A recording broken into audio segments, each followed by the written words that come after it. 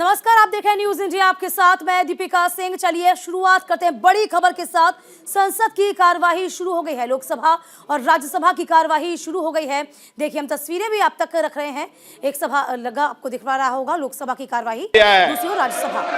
तेलंगाना के मेडक संसदीय निर्वाचन क्षेत्र से निर्वाचित श्री कोथा प्रभाकर रेड्डी, तेलंगाना के नलगोड़ा संसदीय क्षेत्र से निर्वाचित श्री उत्तम कुमार रेड्डी, मैंने 13 दिसंबर 2023 से उनके त्यागपत्र को स्वीकार कर लिया है।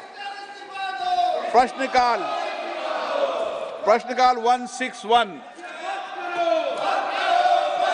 श्री एस ज्ञान तिरुविनयम। माननीय मंत्री जी। अध्यक्ष महोदय, उत्तर सभा पटल पर रखा हुआ है।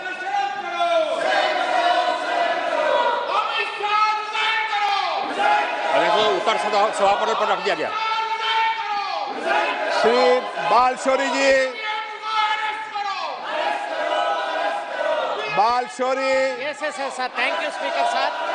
Sir, whole world is racing towards net zero emission and adopting green energy initiatives. Our Honorable Prime Minister made a statement at COP26 summit and set a target to make India is a net zero emission by 2070. We have a target of 500 gigawatt of renewable energy by 2030, but we are far from the target. Pollution levels across the cities in India are increasing and Delhi is the worst. We all know the fact. This is an important need of capacity additions of green energy to reduce pollution levels. Sir, my question is, apart from framing guidelines to the states for allotting of the unproductive land, has central government taken initiative to allot the barren land that belongs to central government? And for example, railways, defense and other PUCs have a huge land bank which can be utilized effectively. Will government propose to utilize these lands as well and allot it for the purpose of solar, wind, pump storages projects to produce renewable energy? Thank you, sir. Honorable Speaker, sir, contrary to what the honorable member thinks, we are well on our way to achieving our target. Our established capacity today is 186,000 megawatts of non-fossil fuel capacity, and I have another about 114,000 megawatts under construction. Apart from that, I have almost 55,000 megawatts under bid. So, एक minute माननीय सदस्यगण, जो कल घटना घटी है उस घटना को लेकर हम सब चिंतित हैं और संसद की सुरक्षा की जिम्मेदारी संसद सचिवालय की होती है और हम सब जानते हैं ये सब संसद सचिवालय और क्षेत्राधिकार संसद के अंदर आता है, विशेष रूप से लोकसभा के अंदर आता है। और इसीलिए मैंने आपसे कल चर्चा की है, संवाद किया है, फिर हम चर्चा करेंगे, आप लोगों सबको बुलाकर चर्चा करेंगे।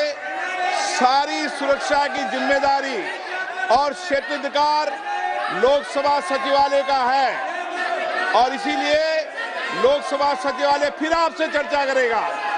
गलत तरीका है, आप जाकर सदन में बैठिए। नो, सरकार कभी भी लोकसभा सचिवालय में हस्तक्षेप नहीं कर सकती। नो, हम करने भी नहीं देंगे। नो, गलत। No. Question number 162 Shri Maluk Nagar ji. Question number 162. माननीय सदस्य, गलत परंपराएं, गलत पार्टी मत डालिए। अध्यक्ष जी, पहले भी ऐसी घटनाएं हुई है, कल की घटना उन सब घटी। घटनाओं पर भी चर्चा करेंगे। भविष्य में घटना न हो, इसके लिए भी हम और आप बैठकर चर्चा करेंगे। यह हमारा क्षेत्राधिकार है। सबकी सुरक्षा की जिम्मेदारी लोकसभा अध्यक्ष के नाते मेरी है, इसलिए मैं आपसे बैठकर सब चर्चा करूंगा। हर कस्बे और हर शहर के एसटीपी प्लांट के द्वारा निकालने के बाद ही केवल पानी को गंगा जी में डाला जाता है? क्या ये आंकड़े और रिकॉर्ड उनके पास है? अध्यक्ष महोदय, कल की जो घटना संसद में घटित हुई है, सबने उसको कंडम किया है। बहुत ही दुर्भाग्यपूर्ण घटना है, इसमें कहीं दो मत नहीं है।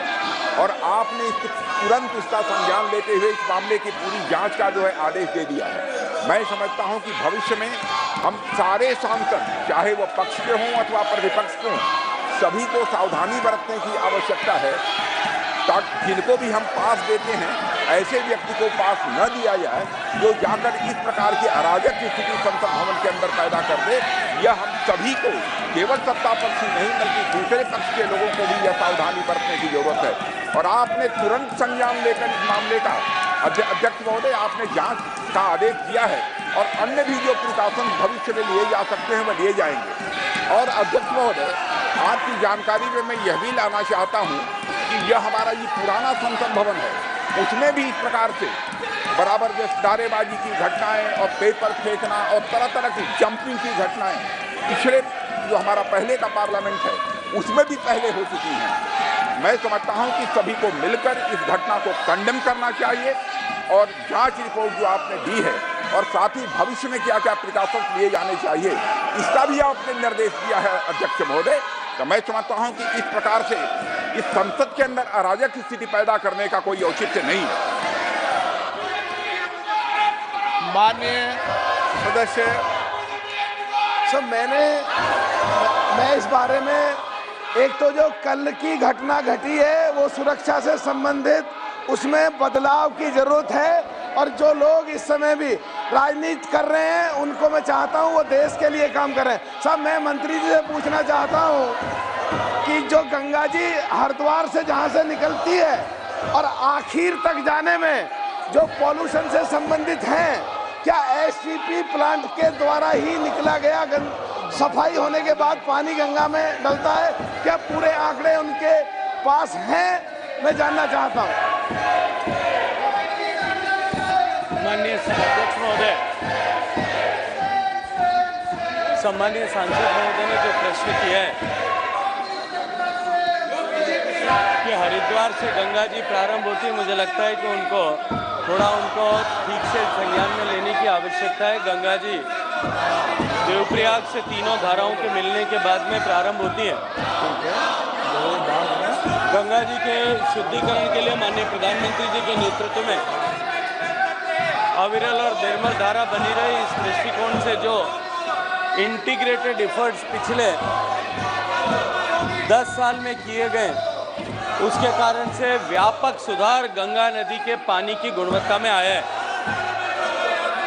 148 से ज़्यादा स्थानों पर सीवेज ट्रीटमेंट प्लांट बना करके मुख्य धारा में जो अशुद्ध पानी सीधे छोड़ा जाता था उसको शुद्ध करके उस पानी को नदी में छोड़ना या अन्य उपयोग में लेने का व्यवस्था और विधान किया गया।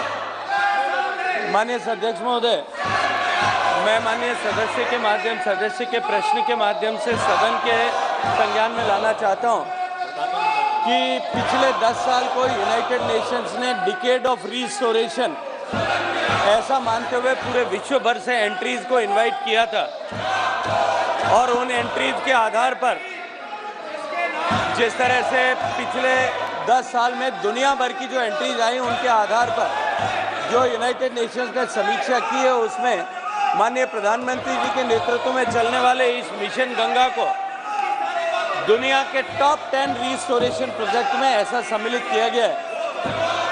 एक एक बूंद पानी जो सूवेज का आता है, सूवेज ट्रीटमेंट प्लांट में आता है, वो क्वालिफाइंग स्टैंडर्ड जो है नदी के पानी की जिस तरह की अपेक्षा है उस तरह का बना करके ही नदी में छोड़ा जाए, इसको सुनिश्चित करने के लिए हम सारे सूवेज ट्रीटमेंट प्लांट्स पर काम कर रहे हैं।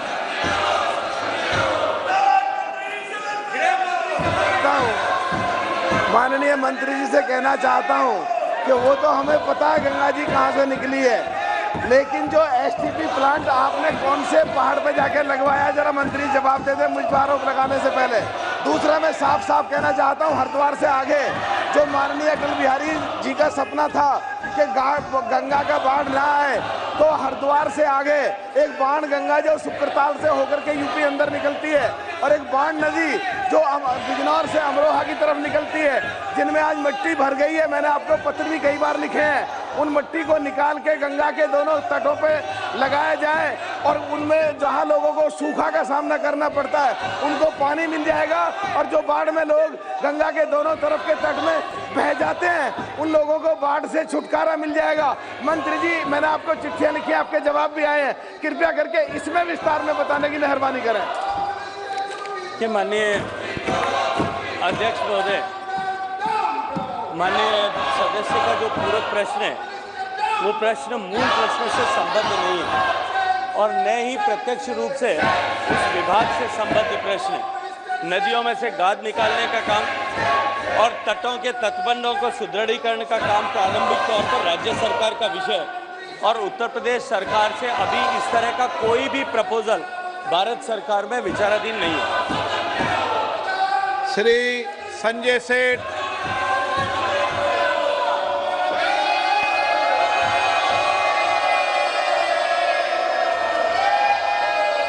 नरेंद्र मोदी जी ने जिस संकल्प के साथ देश के हर नागरिक को नल से जल योजना, किंतु दुख यह है कि झारखंड के अंदर वहां इंडी की सरकार 10,000 करोड़ रुपया मोदी सरकार ने दिया, किंतु अभी तक 33% ही खर्च हो पाया है। वहां ठेकेदार 100-200 फीट करके बोरिंग करके चले जा रहे हैं, कोई जांच नहीं हो रही है। मोदी जी के संकल्प को फेल करने की योजना बना रही है। मेरा मंत्री जी से आग्रह है कि मॉनिटरिंग कोई कमेटी बनाकर उसकी पूरी जांच कराएं और वहां पर जो ये घोटाला हो रहा है इसकी पूरी जांच कराने की कोई योजना है क्या?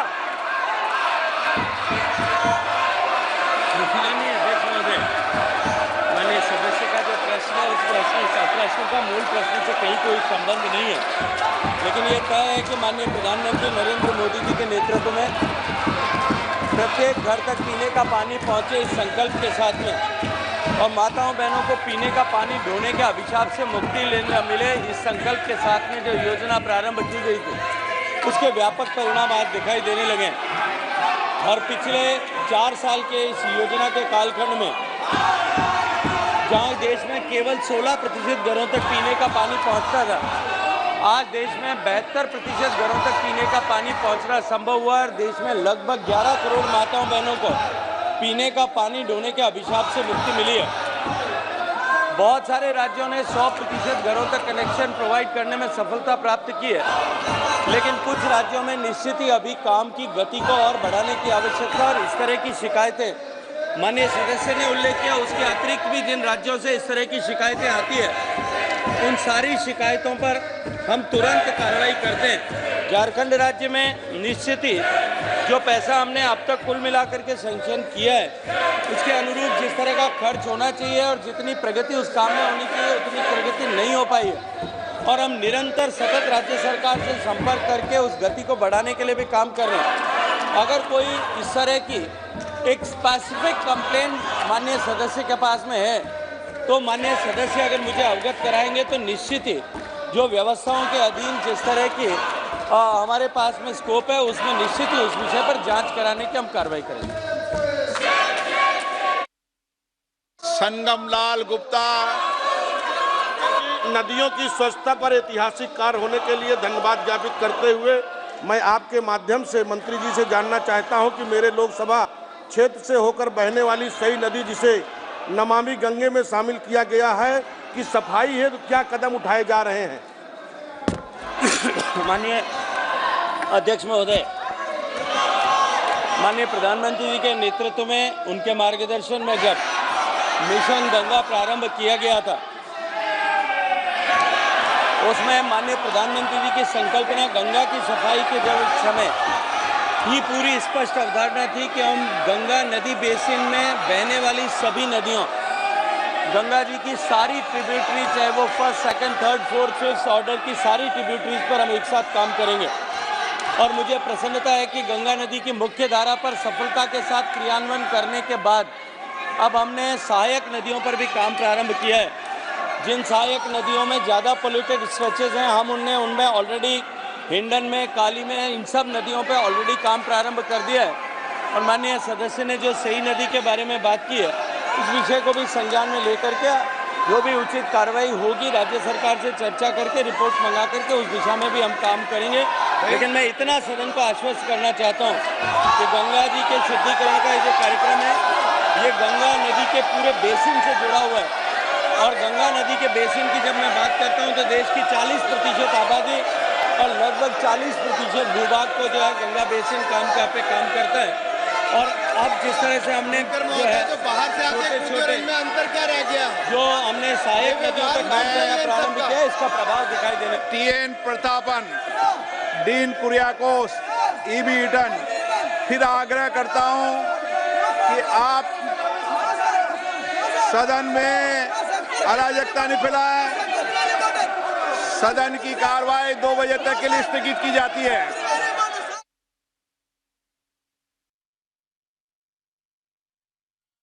में लोकसभा की कार्यवाही को स्थगित किया गया है 2 बजे तक के लिए। लेकिन इस बीच आपको बता दें, तमाम जो विपक्षी दल हैं, सांसद हैं, उन्होंने कल जिस तरीके से सुरक्षा में सेंध लगी, इसी को लेकर कई सवाल खड़े किए।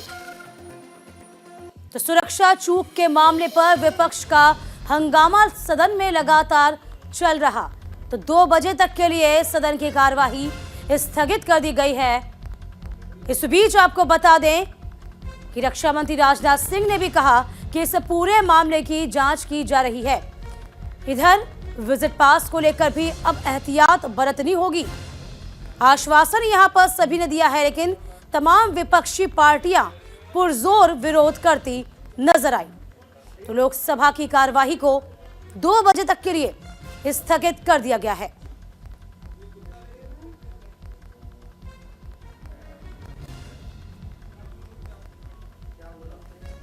तो फिलहाल आपको बता दें कि कल जिस तरीके से सुरक्षा में चूक का मामला था और आज लोकसभा में 3 नए क्रिमिनल बिल भी पेश होने थे, इस पर भी चर्चा होनी है। हालांकि 2 बजे तक के लिए कार्रवाई को स्थगित किया गया है।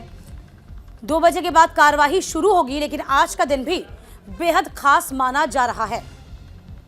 हालांकि कल जो पूरा मसला छाया रहा था, जिस तरीके से संसद पर हमला किया गया था, सुरक्षा में बड़ी चूक हुई थी, इसी को लेकर तमाम जो विपक्षी सांसद हैं उन्होंने सदन में हंगामा किया। हालांकि स्पीकर ओम बिरला ने भी पूरा भरोसा दिलाया है कि सचिवालय की एक कार्रवाई है, इसमें किसी का कोई भी हस्तक्षेप नहीं हो सकता और सचिवालय अपना काम बखूबी तरीके से करेगा। तो फिलहाल सदन की कार्यवाही को 2 बजे तक के लिए स्थगित किया गया।